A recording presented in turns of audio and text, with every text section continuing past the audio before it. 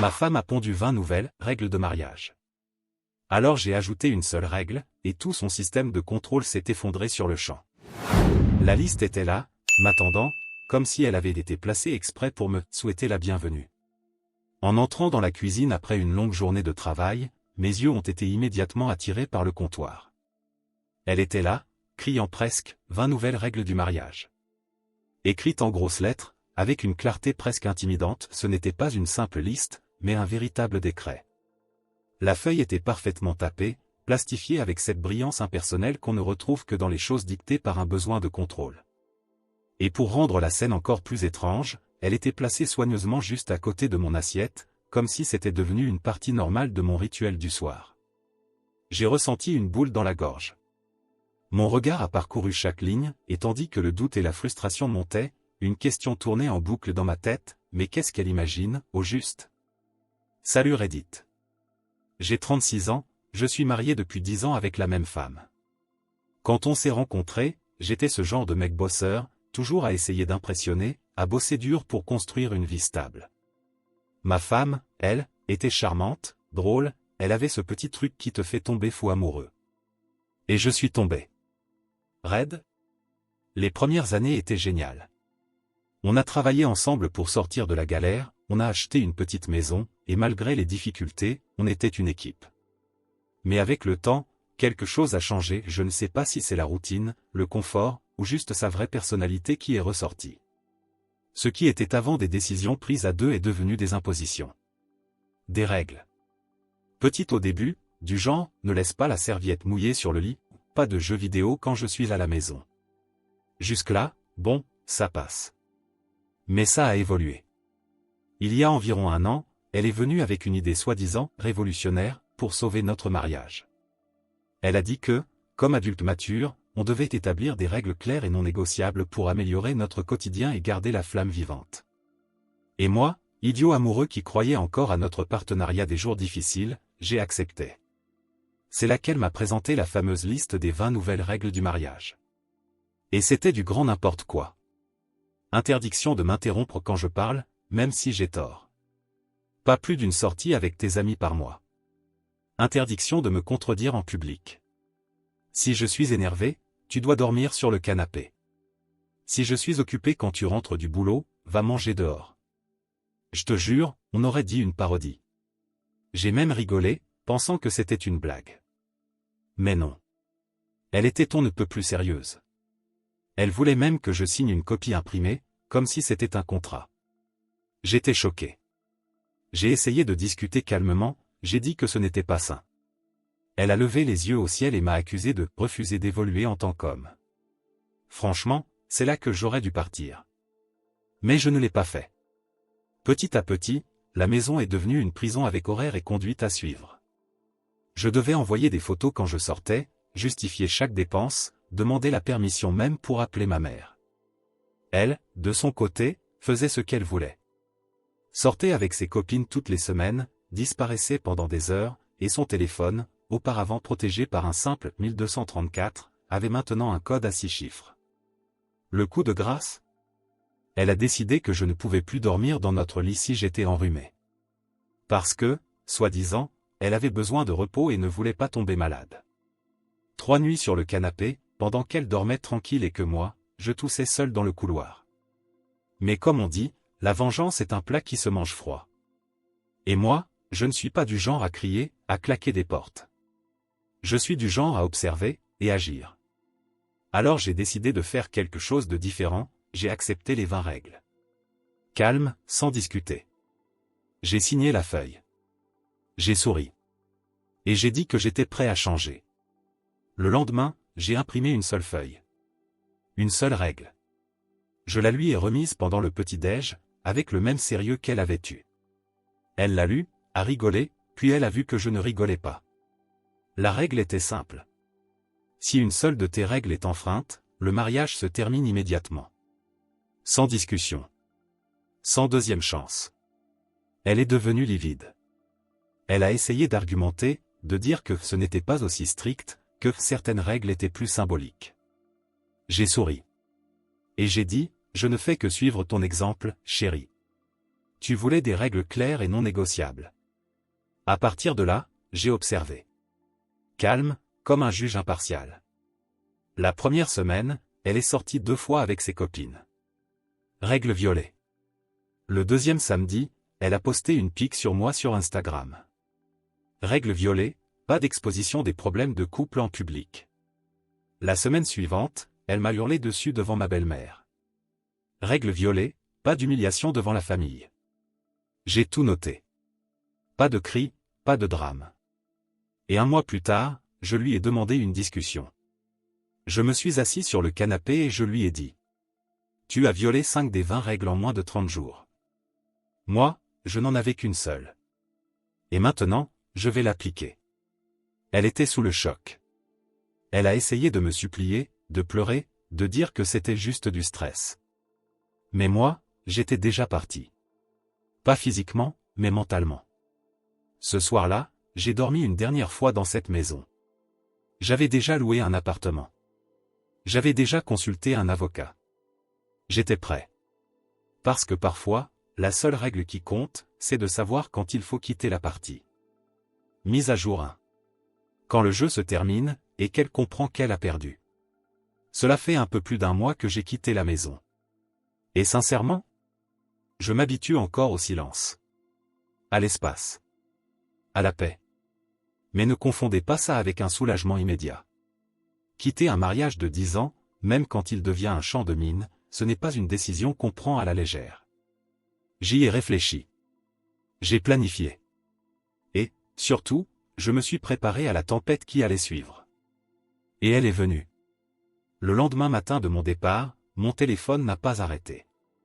Message de ma femme, de sa mère, des copines du club, toutes inquiètes, bien sûr. Certaines demandaient si je traversais une crise. D'autres insinuaient que j'étais beaucoup trop radical. Elle-même m'a envoyé une série de messages vocaux, oscillant entre colère et désespoir.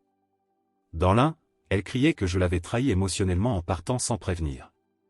Dans l'autre, elle pleurait, disant qu'elle m'aimait et que ce n'était qu'une mauvaise passe. Puis elle reprenait un ton autoritaire, menaçant de compliquer toute tentative de divorce. Je n'ai répondu à rien. Pendant 3 jours, je suis resté dans un silence total. Pas pour la punir, mais parce que j'avais besoin de me vider l'esprit de tout ce vacarme. Quand j'ai finalement répondu, ce fut par un seul message. Tu as créé les règles. Je n'ai fait que jouer selon elle. Sa réponse a été immédiate. Elle m'a accusé de manipulation. Elle a dit que j'avais déformé l'objectif des règles. Que je savais très bien qu'elles étaient symboliques. Que j'aurais dû comprendre l'esprit de la proposition, pas la lettre froide. Et c'est là que j'ai compris, pour de bon, elle n'a jamais voulu une relation équilibrée. Elle voulait du contrôle déguisé en accord. Un genre de contrat où elle signait à l'encre indélébile, et moi au crayon, qu'elle pouvait gommer quand ça l'arrangeait. Dans les jours suivants, elle a entamé une sorte de campagne de sauvetage. Elle est venue à mon travail sans prévenir et a laissé une boîte remplie de souvenirs de notre amour, photos, vieilles lettres, un livre qu'elle disait vouloir que je termine. De la pure mise en scène. Elle a publié des messages flous sur les réseaux sociaux, avec des phrases comme « Laisser partir ce qu'on aime, c'est aussi de l'amour » ou « Parfois, on perd des diamants en se concentrant sur des cailloux ». Un mélange de développement personnel et de sous-entendus. Pathétique. Mais ce qui m'a vraiment pris de court, c'est ce qui se passait en coulisses. Un ami commun m'a contacté pour parler. Il m'a dit qu'elle racontait que j'avais pété les plombs. Que mon comportement devenait bizarre, que j'avais des crises de contrôle, et qu'elle n'avait créé les règles que parce qu'elle craignait pour la santé de notre mariage. D'après lui, elle est même allée jusqu'à suggérer que j'étais émotionnellement instable et que j'avais peut-être besoin d'aide. L'ironie est grotesque. La femme qui avait imprimé 20 règles de contrôle absolu, qui m'avait forcé à partager mes mots de passe, ma localisation, et même mon temps à la salle de sport, disait maintenant que j'étais le manipulateur. J'ai arrêté d'essayer de comprendre. Il n'y a rien à comprendre. Il y a juste un ego blessé. Elle ne s'attendait pas à ce que je parte. Elle s'attendait à ce que je plie. Comme les maris de ses amis, elle pensait que j'allais accepter ma place sur le trône de la soumission moderne. Et le plus cruel dans tout ça, c'est qu'elle pensait encore avoir une chance. Elle a proposé un rendez-vous dans un café, disant vouloir parler d'égal à égal. J'ai hésité, mais j'ai accepté. Je me suis dit que c'était peut-être le début d'une conversation adulte. Je me suis trompé. Elle est arrivée bien habillée, maquillée, parlant comme si on était deux vieux amis qui reprenaient contact. Et son discours n'avait pas changé. J'ai fait des erreurs, mais toi aussi. On peut repartir à zéro. Ces règles étaient exagérées, bien sûr, mais elles venaient d'un lieu d'amour. Je suis resté silencieux presque tout le temps. Et quand elle a fini, je lui ai dit une seule chose. Tu sais quelle était ta règle la plus dangereuse? Elle m'a regardé, confuse. La règle numéro 21. Celle qui disait que tu pouvais changer les règles quand tu voulais, et que je devais les accepter sans rien dire. Elle a froncé les sourcils. Cette règle n'a jamais existé. Exactement. Ai-je répondu en prenant mon portefeuille et en me levant. Mais tu as toujours agi comme si elle existait. Je suis parti sans me retourner. Et cette fois, elle ne m'a pas couru après. Elle ne m'a pas envoyé de message non plus. C'était la première fois qu'elle comprenait que le jeu était vraiment terminé. Depuis, je reconstruis ma vie. Je suis toujours dans le même appartement, je prends encore des décisions simples qui autrefois semblaient compliquées, comme décorer à mon goût, ou manger ce que je veux au dîner sans négocier un régime. Des choses simples. Mais c'est dans la simplicité qu'on réalise à quel point on était prisonnier. Elle continue d'essayer de faire croire que tout ça n'était qu'un malentendu, une période difficile. Mais ceux qui nous connaissaient vraiment ont compris la vérité. Et petit à petit, même ses amis commencent à s'éloigner. Peut-être parce qu'elles réalisent que ça pourrait leur arriver à elles aussi. Peut-être parce qu'au fond, elles savaient qu'elles construisaient des châteaux de contrôle sur du sable mouvant. Et moi? Je ne suis pas revenu en arrière. Pas par fierté. Mais parce que je sais qu'une relation fondée sur la manipulation n'a qu'un seul destin, l'effondrement. Ma règle n'était pas cruelle. Elle était juste. Claire. Et c'est elle qui m'a permis de voir qui était là pour le partenariat, et qui était là pour le pouvoir. Mise à jour 2. Elle a essayé de retourner la situation, mais elle n'a fait que s'enfoncer davantage. Je ne pensais pas qu'elle allait abandonner si facilement. En fait, je comptais sur ça. Je connais mon ex et maintenant je peux enfin l'appeler officiellement comme ça. Quand quelqu'un construit tout un château sur l'illusion du contrôle, il ne tombe pas sans tenter d'entraîner tout le monde avec lui. Après notre dernière rencontre au café, celle où j'ai clairement dit que le jeu était terminé, je pensais qu'elle allait se faire discrète un moment. Mais 2 jours plus tard, j'ai reçu une notification, mon nom avait été mentionné dans un groupe public sur Facebook. Un ami commun m'a envoyé une capture d'écran avant qu'elle ne supprime la publication, un long texte, rempli de belles tournures, où elle parlait de « relations abusives invisibles » et de « mari qui utilise le silence comme forme de manipulation ». Elle ne m'a pas nommé, mais tous ceux qui nous connaissaient ont compris. L'objectif était clair, inverser le récit. Me faire passer pour le méchant froid qui a abandonné la pauvre épouse en quête de domination. Et, aussi incroyable que cela puisse paraître, certaines personnes y ont cru. Les commentaires ont commencé à pleuvoir. Les hommes comme ça sont dangereux. Moi aussi j'ai vécu ça, ma sœur. Fuis tant qu'il est encore temps.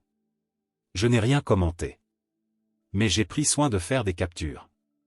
De tout. Ce qu'elle ne savait pas, c'est que depuis le début, je gardais une trace complète de tout, messages, audio, photos de la feuille de règles, capture d'écran des conversations avec ses amis.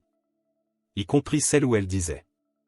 S'il cède aux règles, il sera mon trophée dans le groupe. Et c'est là qu'arrive le point clé de cette mise à jour. Mon ex croyait que la guerre se jouait encore entre elle et moi. Mais elle ne voyait pas que, désormais, c'était elle contre elle-même. La semaine suivante, le vent a commencé à tourner, subtilement. La première fissure est apparue lorsqu'une des copines du club, les fameuses reines du contrôle conjugal, m'a envoyé un message. La conversation fut courte, mais révélatrice. Elle dit à tout le monde que t'as pété un câble. Mais après avoir vu la feuille avec les 20 règles, tout ce que je peux dire, c'est que t'as été bien trop patient. D'autres ont commencé à retirer leurs likes, à ne plus commenter ces photos. Peu à peu, le public a quitté la scène. Et puis, le coup le plus inattendu est venu, son propre père m'a appelé. On n'a jamais été proches. Mais il m'a toujours respecté. Et son ton, au téléphone, était direct. Ton ex dit que t'es devenu instable, que t'as fait une crise. Mais moi, je te connais. Je voulais entendre l'autre version. Je lui ai tout raconté. Sans drame, sans en rajouter. Juste les faits. À la fin de la conversation, il est resté silencieux un moment, puis a dit. Si elle te perd pour de bon, elle va apprendre ce que ça veut dire, être seule avec ses propres règles. Quelques jours plus tard, elle a tenté un dernier coup, organisé une séance chez un thérapeute de couple, disant qu'elle voulait reconstruire la relation. Elle a dit que je devrais faire ça pour tout ce qu'on a vécu. J'y suis allé. Pour 2 raisons, d'abord, pour clore ce chapitre clairement. Ensuite, pour tout mettre à plat une fois pour toutes, dans un endroit où elle ne pourrait pas esquiver avec des phrases toutes faites. La séance a été révélatrice. Le thérapeute a commencé en demandant à chacun pourquoi il était là. Elle a parlé la première. Elle s'est bien sûr posée en victime. Elle a dit s'être sentie abandonnée au moment où elle avait le plus besoin de soutien, que j'étais devenu froid, absent. Que l'idée des règles était censée nous guider en tant que couple. Puis ce fut mon tour. J'ai pris une grande inspiration, et j'ai sorti de la pochette les documents imprimés, les 20 règles. Les captures de conversation du groupe. Les audios avec des phrases comme « il est si facile à manipuler que c'en est drôle ». Les publications publiques pleines de sous-entendus. Les témoignages d'amis communs. J'ai tout posé sur la table. Littéralement. Elle est devenue blanche. Le thérapeute est resté silencieux. Ma seule règle, ai-je dit, était fondée sur la clarté et la réciprocité. Tout ce que tu as imposé, je l'ai accepté. À une seule condition, que ce soit réciproque. Tu as refusé. Tu as créé un système qui ne fonctionne que si l'autre ne répond pas. Le thérapeute a finalement parlé, d'une voix neutre. Penses-tu avoir agi avec équité, Anna? Elle n'a rien répondu. À la fin de la séance, il a proposé d'autres rendez-vous. J'ai refusé. Je ne veux pas reconstruire un château où je sais déjà qu'il y a de la dynamite enterrée. Je suis venu ici pour fermer le chapitre. Elle a essayé de m'accompagner jusqu'à la sortie. J'ai dit que je préférais partir seul. Et je suis parti. Depuis, on ne s'est plus parlé. Le divorce a été prononcé cette semaine. Sans drame, sans scandale. Elle n'a contesté aucun point. Peut-être parce qu'elle a compris qu'on ne peut pas gagner un jeu qu'on a soi-même inventé, et mal joué. Le plus ironique dans tout ça? Hier, j'ai vu sur son Instagram une nouvelle bio. La liberté, c'est vivre sans les règles, imposées par les autres. Elle a enfin compris le problème. Dommage que ce soit trop tard. Mise à jour 3. La liberté ne vient pas avec des conditions. Cela fait 3 mois que j'ai signé le divorce. Et pour la première fois depuis longtemps, j'existe à nouveau. Pas comme le « mari obéissant », le « trophée de groupe » ou le personnage dans une pièce écrite par d'autres. Mais comme une personne réelle, avec des limites, des envies, et enfin, de la paix. J'ai déménagé. Changé de quartier. Même mon numéro de téléphone est nouveau. J'ai coupé les liens avec presque tous les amis issus de son cercle social. Aujourd'hui, mon monde est plus petit, mais tellement plus silencieux. Et ce silence, qui ressemblait autrefois à de la solitude, est maintenant de la liberté. Mais bien sûr, elle n'a pas complètement disparu. Les personnes comme elle ne disparaissent pas, elles tournent en rond, revenant chaque fois qu'elles sentent que le contrôle leur échappe définitivement. La première tentative a été subtile, un email avec pour objet, juste une question. Le message contenait 2 phrases brèves. Tu crois vraiment que je suis un monstre? Ou bien étais-tu juste trop blessé pour voir l'amour derrière tout ça? J'ai ignoré. Un autre email est arrivé quelques jours plus tard. Si tu as encore un peu d'affection pour celle que j'ai été, s'il te plaît, réponds-moi. Je veux juste parler. Je n'ai pas répondu. Et ce n'est pas par rancune, c'est par respect de moi-même. Sa dernière tentative, comme toujours, a été publique. Une publication sur Instagram, avec une vieille photo de nous deux, accompagnée de ce texte. Certaines personnes ne comprennent la valeur de la liberté, qu'après avoir perdu la chance de la vivre aux côtés de quelqu'un qui comptait vraiment. Dramatique. Mais prévisible. Un ami m'a tagué dans la publication. Pas par malveillance, plutôt comme pour dire, tu as vu ça? J'ai vu. Et j'ai soupiré. Parce que la réponse était là, évidente, elle n'a toujours pas compris. Il ne s'agissait pas de perdre quelqu'un qu'il aimait. Il s'agissait de ne pas savoir aimer sans vouloir contrôler. Ces derniers jours, quelqu'un m'a demandé si je lui avais pardonné. Et la réponse est oui. Mais avec un astérisque. J'ai pardonné, parce que garder de la haine, c'est rester enchaîné à tout ça. Mais pardonner, ce n'est pas oublier. Et encore moins revenir en arrière. Pour moi, pardonner, c'est se souvenir sans saigner. C'est pouvoir regarder en arrière et se dire, j'ai survécu. Et je n'ai pas laissé ça me définir. Et maintenant, avec du recul, je vois tout plus clairement. Ce qui avait commencé comme une prétendue tentative d'améliorer le mariage était, en réalité, un projet social. Une expérience déguisée en structure. Et moi, j'étais son laboratoire. Le prototype de mari parfait, à exposer sur les réseaux, lors des brunchs, dans les discussions de salon. Mais ce qu'elle n'a jamais prévu, c'est qu'en me donnant une règle, je pouvais, moi aussi, mesurer. Et en appliquant une seule règle, celle de la réciprocité, tout s'est effondré. Parce qu'un contrôle unilatéral ne fonctionne que si l'autre accepte d'être dominé. Le plus étonnant? Ma règle n'a jamais été à propos d'elle. Elle parlait de moi. De ce que j'étais prêt à accepter. Et quand j'ai posé une limite, tout est devenu limpide. Ce n'est pas ma règle qui a détruit le mariage. C'est son incapacité à vivre selon ses propres conditions. Aujourd'hui, je dors bien. Je travaille mieux. J'ai rencontré de nouvelles personnes. Certaines prometteuses. D'autres simplement de bonne compagnie. Mais toutes ont un point commun, pas de jeu, pas de mise en scène, pas de manipulation. La liberté n'est pas bruyante. Elle ne s'impose pas. Elle n'exige aucune preuve. Elle existe seulement quand on arrête d'accepter moins que ce qu'on mérite. Et s'il y a bien une chose que cette histoire m'a apprise, c'est qu'une seule règle claire peut être plus puissante que 20 contraintes déguisées en amour. Mise à jour finale. Tu connais ce moment où tu t'arrêtes, tu respires profondément, et tu te dis, tout va bien. J'ai gagné. Eh bien, ça m'est arrivé. Mais pas de la façon dont tu l'imagines. 2 mois après tout ça, la règle, le divorce, ces dernières tentatives désespérées, j'étais au supermarché. Un jeudi comme un autre. Tong, vieux t-shirt, en train d'acheter du café et du pain de mie. Dans la file, distrait, j'ai vu une affiche criante pour la loterie avec un gros jackpot. Par impulsion ou peut-être par ennui, j'ai joué. Des numéros au hasard. Sans réfléchir. 3 jours plus tard, j'avais 3 millions de dollars sur mon compte. J'ai ri. Tout seul. Comme si c'était une blague de l'univers. Comme si quelqu'un, là-haut, me disait. Félicitations d'être sorti du cycle. Voici ta récompense. Mais je ne me suis pas emballé. J'ai respiré. J'ai appelé un avocat, puis un conseiller financier. Je n'ai rien dit à personne. Je me suis simplement éclipsé pendant 2 semaines. Vacances. Déconnexion totale. J'ai acheté un appartement avec vue sur la mer.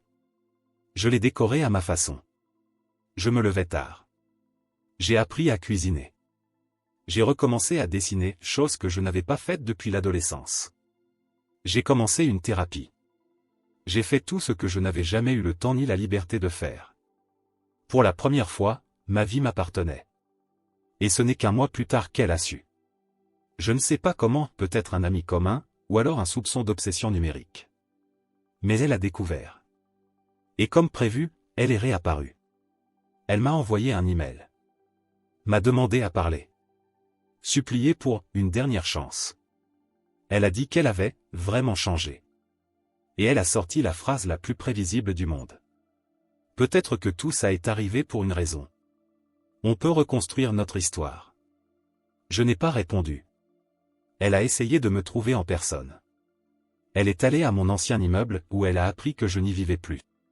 Elle a envoyé un message disant qu'elle était contente pour moi et qu'elle voulait juste savoir si j'allais bien. Cette fois, j'ai répondu. 2 phrases seulement. Je vais très bien. Mieux que jamais. Merci de m'avoir appris que la paix n'a pas de prix.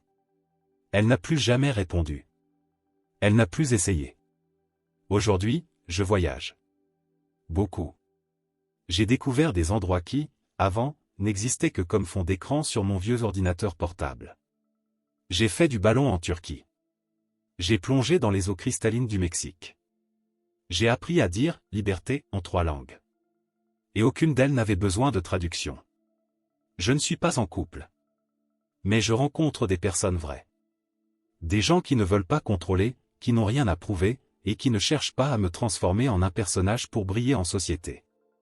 Et le plus important, je n'ai pas eu besoin de la loterie pour me libérer. J'avais déjà gagné avant l'argent. Mais l'argent? Ah, il a simplement rendu tout ça encore plus savoureux. C'est ma dernière mise à jour. Maintenant, je vais vivre le meilleur de ma vie. Seul? Peut-être. Mais qui a besoin de plus quand on a la liberté? Commentaire Monsieur Reddit.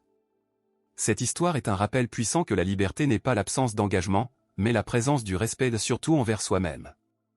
Parfois, la vie nous teste avec des relations toxiques, mais elle nous récompense aussi quand on a le courage de briser le cycle. Au final, la plus grande victoire n'est pas l'argent, mais la paix. Et vous, qu'avez-vous pensé de ce parcours? Si vous avez aimé cette histoire et que vous voulez en entendre d'autres du même genre, abonnez-vous à la chaîne et activez la cloche pour ne rien rater. Il y a encore plein de récits passionnants à venir.